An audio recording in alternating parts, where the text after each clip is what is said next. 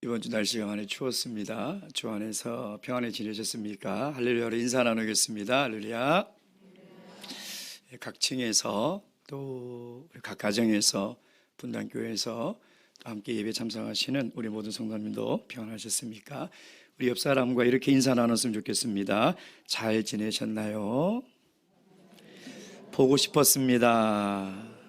사랑합니다. 오늘 하나님께서 예배하신 안식의 풍성한 은혜와 축복이 이 자리에 또 각 가정과 각 층과 우리 분당교회에 모이신 거룩한 성도님들의 삶 위에 충만히 임하길 주님의 이름으로 축원드립니다. 예수 그리스도의 이름으로 하나님 말씀 증거하도록 하겠습니다. 레위기 11장 45절 말씀입니다. 레위기 11장 45절 말씀입니다. 오늘 우리에게 주신 계시의 말씀을 통하여 살아계신 하나님의 음성을 다 듣고 우리를 향하신 하나님의 뜻을 깨달을 수 있도록 우리에게 주신 말씀으로 믿고 이 말씀 읽도록 하겠습니다. 45절 시작. 나는 너희의 하나님이 되려고 너희를 애굽 땅에서 인도하여 낸 여호와라. 내가 거룩하니 너희도 거룩할지어다. 아멘. 이번 주에 어느 목사님이 전화가 오셔서 제가 걱정이 되었는지 서울 생활은 잘 적응하고 있는지 여러 가지 물어봤습니다. 제가 걱정하지 말라고 그랬습니다. 이제 서울 시민이 다 되었노라고. 첫째는 이번 주 제가 전입신고를 해서요, 제 주민등록 중에 이 주소가 딱 붙었어요. 두 번째는 제가 분당과 강남을 오고 가는데 내비 없이 갔다 왔습니다. 이만하면 잘 적응하고 있는 거죠. 저를 위해서 계속 기도 부탁드리겠습니다. 어떤 분이 꿈속에 천국을 갔어요. 그래서 천사가 큰 책을 한 권 앞에 딱 주는 거예요. 이게 무슨 책이지? 하고 첫 장을 딱 봤더니 잘 보이지 않는 이 글자로 뭐가 막 기록이 돼 있는 거예요. 천사님, 이게 잘 안 보이는데 이게 뭡니까? 이것은 당신이 살아있을 때 행동으로 지은 죄들의 목록입니다. 아, 내가 참 세상에 살면서 죄를 많이 졌구나. 그리고 두 번째 페이지를 딱 펼쳐봤어요. 그랬더니 더 작은 글씨로 더 많은 내용들이 기록이 되어 있는 거예요. 이거는 도대체 뭡니까? 이것은 당신이 말로, 이 세상에 살면서 말로 지은 죄들의 목록입니다. 내가 살면서 말로 사람에게 상처 주고 말로 참 많은 죄를 졌구나. 그 세 번째 장을 딱 봤더니 더 작은 깨알 같은 글자로 촘촘하게 빽빽하게 기록되어 있는데 도저히 읽을 수도 없는 거예요. 이거는 뭡니까? 이것은 당신이 살면서 마음으로 지었던 죄들입니다. 내가 마음으로 지었던 죄들이 이렇게 많구나. 그 다음 장을 딱 넘겼더니 거기 나의 새카만 거, 이거는 뭡니까? 이건 당신의 마음입니다. 예레미야 17장에 보면 이렇게 기록되어 있죠. 만물보다 더 거짓되고 부패한 것이 사람의 마음이다. 참 우리의 마음을 들여다보면 너무 죄짓기가 쉽고요, 우리 마음처럼 부패하고 더러운 것이 어디에 있겠습니까? 올해 우리 강남 분당교회는 하나님이 기뻐하시는 교회가 되기 위해서 2022년도 신앙 목표를 세상을 변화시키는 거룩한 교회라는 주제를 목표로 정했습니다. 오늘 이 시간 두 번째는 거룩한 성도의 회복이라는 말씀으로 함께 말씀을 상고하고자 합니다. 성도님들은 지금 이 시대에 가장 큰 위기가 무엇이라고 생각하십니까? 아마 코로나 바이러스가 우리의 건강과 우리의 생명과 안전을 위협하는 것이라고 생각할 수도 있겠죠. 아니면 그로 인한 경제적인 참 위기가 우리 국가적 또 우리 삶의 큰 위기다라고 생각할 수도 있을 것입니다. 아니면 앞으로 대한민국을 이끌어갈 정말 든든한 국가의 리더가 없다는 것이 또 한편으로는 위기처럼 느껴질 수가 있을 것입니다.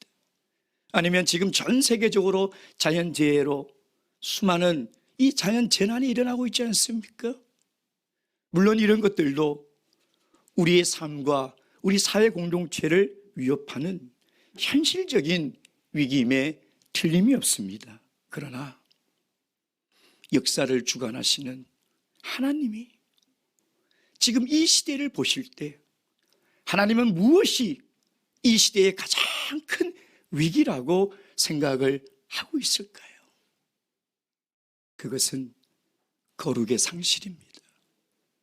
거룩의 모습을 잃어버리고 살아가는 것이죠. 지금 교회는 세상에 속된 것, 세속적 가치와 논리가 교회 안에 들어와 교회의 진리와 성령의 능력을 공격하고 있습니다. 은과 금은 넘쳐나는데 예수 그리스도의 능력을 찾아볼 수 없는 교회의 모습으로 변해가고 있다는 것입니다. 성도는 일주일에 한 번 교회에 나오는 것을 제외하고는 세상 사람들과 구별되게 살아가는 다른 모습을 찾아볼 수 없는 시대가 오늘 이 시대라는 것입니다. 주님은 분명 우리를 세상의 빛과 소금으로 불러주셨건만 어둠에 속해 살아가고 맛을 잃은 소금이 되어 사람들에게 짓밟히며 살아가고 있는 것이 하나님 보시기에는 이 시대의 가장 큰 위기라고 생각을 하고 있다는 것입니다. 사랑하는 성도 여러분, 세상 교회야 그렇다 치더라도 말세의 참 교회는 하나님의 유일한 희망입니다. 말세의 참 교회가 하나님의 거룩성을 잃어버린다면 이 세상은 희망이 없는 거예요. 단순히 이것은 우리 교회가 거룩을 회복하느냐 못하느냐의 문제가 아니라 하나님 편에서 생각해 볼 때, 하나님 마음으로 생각해 볼 때 이 시대는 희망이 없는 것입니다. 우리 모든 성도님들이 거룩을 회복하지 않는 것은, 우리 교회가 거룩을 회복하지 못하는 것은 나의 문제가 아니요, 우리 교회의 문제가 아니라 하나님 나라의 문제라는 것입니다. 하나님 눈에는 이것이 가장 큰 위기로 보인다는 것이죠. 그래서 교회가 거룩을 회복하는 것이 교회의 부흥이요 성장입니다. 성도가 깨끗한 순결한 신부로 단장되어 살아가는 것이 성도의 참된 삶의 모습이라는 것이죠. 오늘 이 예배를 통해서 하나님이 주신 말씀을 통하여 깨닫고 하나님의 은혜를 통하여 충만하여져서 저와 여러분이 거룩한 성도로 회복이 되는 귀한 시간이 되기를 주님의 이름으로 축원드립니다. 우리가 이번에 신앙 목표를 이루기 위해서 거룩한 성도로 회복되기 위해 먼저 알아야 할 것이 있습니다. 오늘은 그 첫 번째만 함께 나누도록 하겠습니다. 반드시 알아야 될 첫 번째가 뭐냐면 거룩이 무엇이냐는 것이죠. 거룩의 정의가 무엇입니까? 거룩이 무엇인지를 우리가 알아야 합니다. 거룩이라는 단어를 국어사전에 찾아봤어요. 그때 이렇게 기록되어 있습니다. 성스럽고 위대하다. 이 해석으로는 우리가 하나님께서 말씀하신 거룩이라는 의미를 분명히 알기가 어렵습니다. 그래서 원어 성경을 찾아봤어요. 이 거룩이라는 단어가 어떤 의미를 가지고 있는가? 근데 형용사로 거룩한, 신성한 이런 뜻을 가지고 있는데 구약 성경의 용례를 쫙 조사해 봤습니다. 약 100여 회 이상 이 단어가 기록이 되어 있는데요. 제일 많이 사용되는 의미가 뭐냐면 분리되다, 구별하다라는 뜻이죠. 즉 거룩이라는 것은 하나님이 사용하시고자 따로 떼어놓았다는 것입니다. 즉 거룩의 의미는, 성경에서 이야기하는 거룩의 의미는 도덕적이고 윤리적인 개념보다는 신앙적인 개념이 더 강하다는 것이죠. 분리해놨다는. 어디에서요? 세상에서. 세속적인 것에서, 속된 것에서 분리해놨다는 거예요. 그게 거룩이라는 것입니다. 그렇다고 해서 우리가 이 거룩의 의미를 온전히 이해할 수 있을까요? 그렇지 않습니다. 또 다른 의문이 남습니다. 그건 뭐냐면 오늘 하나님께서 본문의 말씀에 보면 내가 거룩하니 너희도 거룩할지어다 라고 명령을 하셨는데, 이 거룩이라는 단어의 의미는 신앙적으로 보면 하나님의 성품입니다. 하나님의 성품.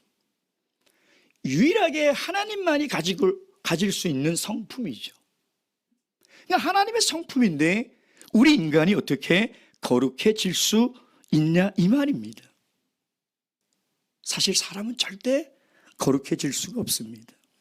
그러니까 성경의 구약 성경에 기록된 이 거룩이라는 단어는 사람에게 사용되는 단어가 아니에요. 그렇다면 왜? 하나님은 우리에게 내가 거룩한 성품을 가졌으니 너희도 거룩한 성품에 살아가라고 명령을 하고 있는 것이냐 이 말이에요. 왜 하나님 우리가 이렇게 부담되는 요구를 우리에게 하고 계실까요? 어제 저녁에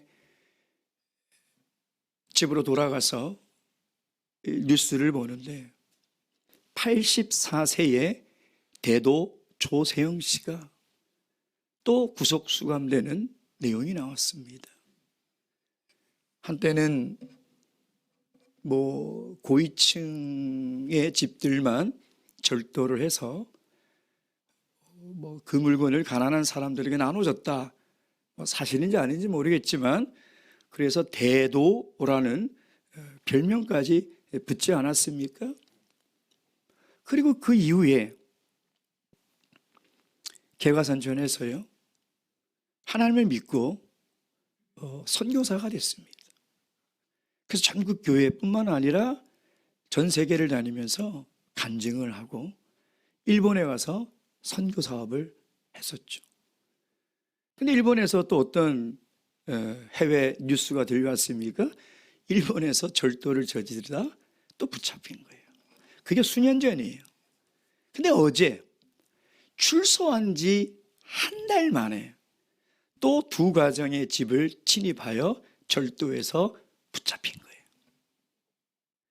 수갑을 차고 고개를 푹 숙이고 있는 80이 넘은 이 대도 조세영 씨를 제가 보면서 느낀 게 있습니다. 아, 정말 3살 버릇 80까지 가는구나. 그리고 나와 똑같구나. 나도 저 사람과 똑같구나. 하나님 앞에 죄짓고 돌아서서 회개하고 그렇게 살지 않겠다라고 분명히 다짐했건만 또 돌아서면 또 죄를 짓는 나의 모습이 그 80이 넘은 대도 조세영의 모습 속에 제 모습이 있더라는 거예요. 그 사람이 안타깝고 한심스러운 것이 아니라 사실 우리 모두의 모습이 그런 모습이 아니라는 것이에요. 우리 인간이 어떻게 하나님의 거룩한 성품처럼 거룩한 삶을 살아갈 수 있습니까? 어떻게 우리가 죄를 짓지 않고 살아갈 수 있냐 이 말이에요. 불가능한 거죠. 그래서 하나님이 예수 그리스도를 이 땅에 보내주신 거예요. 우리의 행위로는, 우리의 노력으로는 도저히 죄와 분리될 수 없기 때문에 하나님이 예수 그리스도를 통하여 죄에서 우리를 분리시켜 주신 것이죠. 그것을 성경은 구원이라고 하는 것입니다. 하나님이 죄에서 건져서 따로 떼어놨어요. 근데 우리는 자꾸 그 구정물로 또 들어가려고 하는 것이죠. 마치 이 조세영처럼 건져다 놓으면 또 들어가고 건져다 놓으면 또 들어가고. 여러분, 그게 우리 인간의 실존이에요. 근데 우리가 어떻게 거룩한 삶을 살아갈 수 있냐 이 말이에요. 예수 그리스도를 통하지 않고는 우리는 하나님의 이 명령을 우리는 순종할 수가 없습니다. 기독교 역사를 보면 중세 시대에 수도원이라는 것이 생기기 시작했습니다. 역사의 중간에 생긴 거죠. 처음부터 수도원이라는 것이 있지 않았죠. 왜 생겼습니까? 거룩하게 살고 싶은 열망이 너무나 강한 거예요. 그래서 수도원을 어디다 지었습니까? 산속에, 절벽 위에. 제가 어느 나라가 기억이 안 나는데 수도원을 갔는데요, 출입문이 없어요. 창문만 빼고 있고 거기서 먹을 거를 이 두레박에 도르래 올려서 먹고 거기서 먹고 자고 하는 모든 것을 다 해결해요. 내려올 수가 없어요. 철저하게 세상과 차단된 채 그들은 검은 옷을 다 입고 하루를 생활하면서는 꼭 필요한 말 아니면 일절하지 않습니다. 그리고 기도하고 말씀을 읽어요. 그런데 죄를 짓더라 이 말이에요. 근데 죄를 짓더라 이 말이에요. 세상에 죄가 있는 것 같아서 그 세상과 구별되려고 산속에서 절벽에서 출입문을 다 막아버리고 살았건만 또 죄를 짓는 자신의 모습을 보더라는 거예요. 왜? 내 마음 안에 죄가 있기 때문에. 그 죄는 세상에 있는 것이 아니라 그 죄는 내 마음 안에 있기 때문에. 내 마음 안에 있기 때문에 죄를 짓더라는 것입니다. 왜 이런 일이 일어날까요? 하나님이 말씀하신 거룩이라는 의미를 오해했기 때문인 것이에요. 내가 거룩하니 너희도 거룩하라고 해서 하나님이 속세를 떠나서 사람들과 접촉하지 않고 사회생활 하지 않고 우리끼리 모여서 경건하게 날마다 기도하며 말씀 읽고 살아간다고 우리가 거룩한 삶을 살아갈 수 있냐 이 말이에요. 그것이 하나님이 우리에게 원하시는 거룩의 요구이냐 이 말이에요. 아니라는 것입니다. 그렇게 산다고 우리가 죄를 짓지 않는다면 저도 그렇게 살고 싶어요. 내가 죄만 짓지 않는다면 저도 그렇게 살고 싶어요. 그러나 그런다고 죄를 짓지 않는 것이 아니에요. 이건 거룩에 대한 오해 때문에 생겨난 것입니다. 사랑하는 성도 여러분, 거룩은 상태가 아니라 관계입니다. 거룩은 우리의 상태가 아니에요. 거룩은 관계예요. 무슨 말이냐? 내가 기도를 한다고, 내가 말씀을 읽는다고 내가 거룩한 상태로 변화되는 것이 아니라 내가 오늘 예수 그리스도 안에 살아가고 있는가? 내가 지금 예수 그리스도 안에 있는가? 이게 문제예요. 예수 그리스도 안에 있는 사람은 세상과 구별되게 살아가는 거예요. 세상에 속해 살아가는 것이 아니라는 거예요. 산속의 수도원에 사는 것이 거룩한 삶을 살아가는 것이 아니라 예수 그리스도 안에 살아가야 돼요. 예수님 안에 살아가야 돼요. 그래서 내가 하는 말과 내가 하는 생각과 내가 하는 모든 행동이 예수 그리스도 안에서 이루어져야 되는 거예요. 주님께서 뭐라고 말씀하셨습니까? 내가 너희 안에 거하고 너희가 내 안에 거하면 그것이 거룩이라. 우리가 그리스도 안에 거해야만 세상을 떠날 수 있는 것이죠. 우리가 어떤 방법으로 세상과 분리돼서 살아갈 수 있겠습니까? 우리는 세상을 떠나서 살 수 없습니다.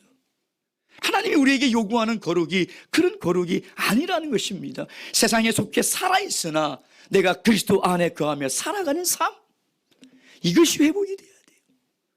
그리스도 안에 있을 때 그리스도께서 내 생각을 지켜주시고 내 마음을 붙들어 주시고 내 입술에 파수꾼을 세워주시고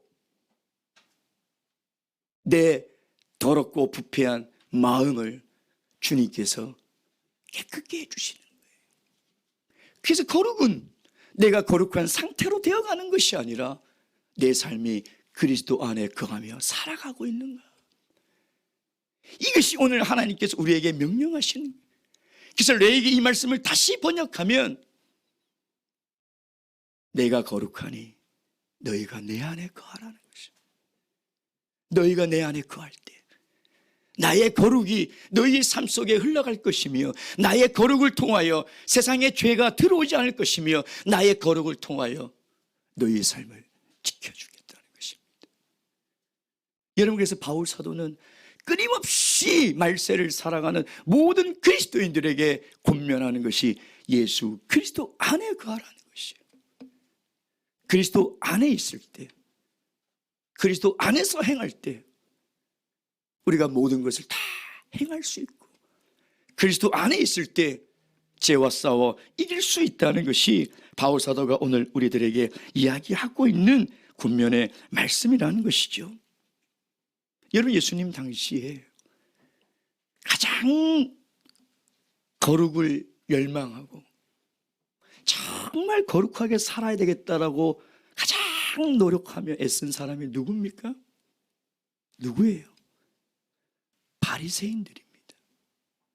바리새인들은 그 이름 자체가 거룩이에요.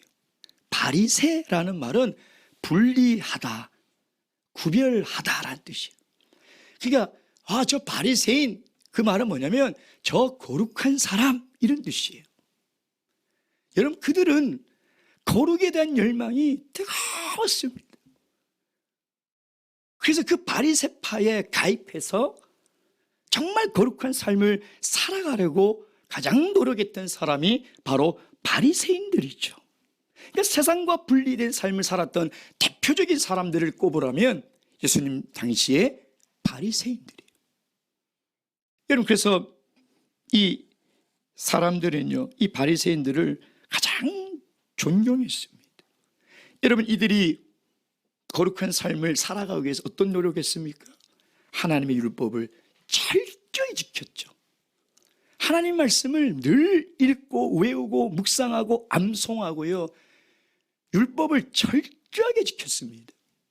하나님이 먹지 마라 하는 것은 입에 대지도 않았고요, 만지지 말라고 하는 것은 만지도 않았고요, 가지 말라고 하는 것은 가지도 않았습니다. 일주일에 2번 금식했고요, 안식일을 지킬 때마다 안식일마다 금식을 했습니다. 여러분, 이들처럼 거룩한 삶을 살아가는 사람이 어디 있습니까? 우리가 이들처럼 거룩에 대한 열망이 있습니까? 이들처럼 거룩에 대한 열망이 뜨거운 사람이 어디에 있냐, 이 말이에요. 그러니 그 당시 유대인들, 민중들이 바리새인들을 가장 존중하고 존경하고 인정했었죠. 야, 저 사람들은 감히 우리가 할 수 없는 일들을 하고 있구나, 가장 존중했었어요. 근데 예수님은 바리새인들을 어떻게 평가합니까? 마태복음 23장 27절 말씀 보겠습니다. 마태복음 23장 27절 말씀입니다.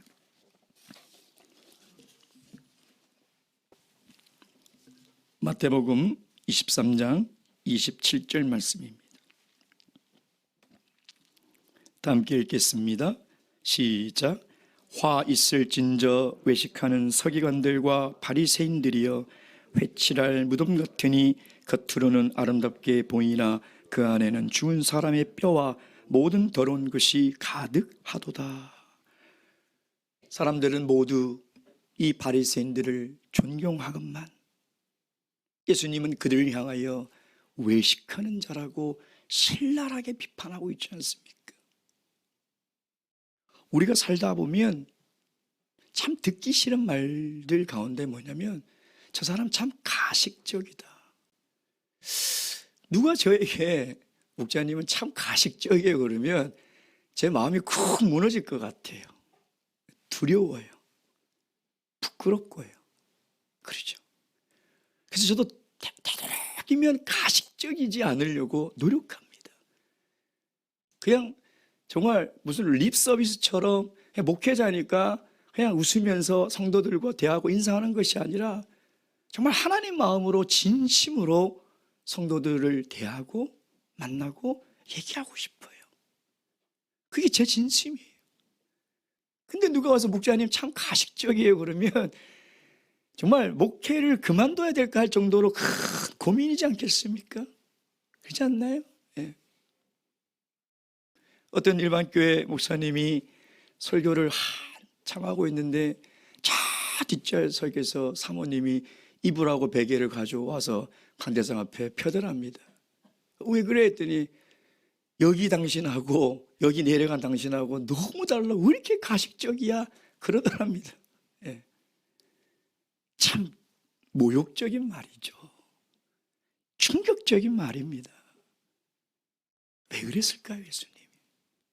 어떻게 보면 그들의 인격을 존중하지 않는 참 가슴 아픈 신랄한 비판 아니겠습니까? 그들은 외적으로는 거룩한 것처럼 보였지만 속으로는 그렇지 않았기 때문인 것이죠. 바리새인들의 마음속에는 자신들의 의로움을 드러내려는 나쁜 동기가 있었어요. 그래서 기도할 때 꼭 사람들이 많은 시장에서 기도하죠. 왜? 시장에서 기도해야 내가 기도하고 있다는 걸 사람들이 알 거고, 저 사람 참 기도 열심히 하는 사람이라고 인정하고 칭찬해 주잖아요. 예수님 뭐래요? 골방에 가서 기도하라는 것입니다. 기도는 하나님과의 관계인데 사람에게 보이려고 기도하지 말라는 것이죠. 그들은 구제할 때도 어떻게 합니까?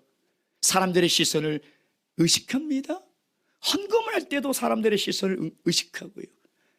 그러니까 내가 이런 선한 행위를 하나님의 말씀에 순종하여 내가 이런 삶을 살아가고 있다라고 보여주려고 하는 그 마음에 불순한 동기가 있었죠. 그러나 사람의 마음과 중심을 보시는 예수님의 눈을 속일 수는 없어요.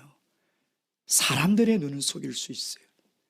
그래서 사람은 사람에게 절대 외식하는 자라고 판단하고 비판해서는 안 돼요. 알 수가 없어요. 절대 그렇게 해서는 안 돼요. 그러나 예수님은 할 수 있는 거예요. 왜? 예수님은 우리의 패부와 우리의 마음 깊숙이 숨겨둔 그 더러운 죄까지도 다 보시고 감찰하시기 때문에 주님은 그렇게 말씀하실 수 있는 것이죠. 그래서 주님은 속일 수가 없는 거예요. 왜 바리새인들은 그들의 이름이 거룩이라는 이름을 가지고 있으면서 왜 이런 안타까운 일이 일어나는 것일까요? 그들의 행위는 참으로 우리가 본받아야 될 행위인데 왜 예수님께 이런 신랄한 비판을 드려야 하냐 이 말이에요. 거룩에 대한 오해가 있었죠. 하나님께서 말씀하신 거룩의 참된 의미를 잘못 이해하고 있었기 때문인 것입니다. 내가 거룩하니 너희도 거룩하라는 말을 잘못 이해하고 있었다는 것입니다. 사랑하는 성도 여러분, 2022년 강남 우리 분당교회 성도님들이 거룩한 성도의 삶을 회복하는 것은 종교적인 행위에 국한되어 있는 것이 아니라는 것입니다. 하나님과의 관계가 회복이 돼야 돼요. 우리가 예배를 열심히 드려도 그 예배를 드리는 동기가 세상의 욕심을 채우기 위한 것이라면 하나님의 관계를 점검해야 돼요. 안식일을 우리가 준수하여 안식일을 지키지만 안식일을 지키는 우리의 동기가 하나님이 주실 세상적 복을 바라고 지킨다면 하나님과 우리의 관계를 점검해 봐야 된다는 것입니다. 하나님의 몸된 교회를 섬기면서도 진심으로 하나님의 몸된 교회를 내가 사랑해서 헌신하는 것이 아니라 다른 동기가 있다면 내가 정말 하나님과 사랑의 관계에 있는가?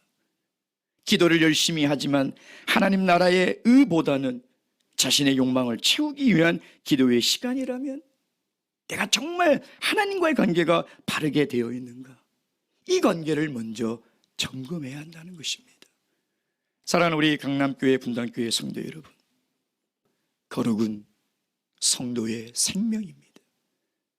거룩을 상실한 채 살아가는 것은 아무런 생명력 없이 살아가는 것이죠. 거룩은 성도의 능력입니다. 거룩을 상실한다는 것은 내 삶에 아무런 하나님의 능력을 체험하지 못한 채 힘들게 살아가는 거예요. 거룩은 성도의 삶의 목표입니다. 여러분의 삶의 목표가 뭐예요? 하나님의 성품을 닮아가는 거예요. 그게 우리 모든 그리스도인의 삶의 목표예요. 거룩을 상실하며 살아가는 것은 우리 인생의 목표를 모른 채 방황하는 인생을 살아가고 있는 것과 같은 것입니다. 바라옵기는 2022년에는 우리 모든 성도님들이 성도라는 이름처럼 거룩한 삶이 회복되어 세상을 변화시키는 거룩한 교회가 될 수 있기를 소망하며 주님의 이름으로 축복합니다. 묵도하시겠습니다.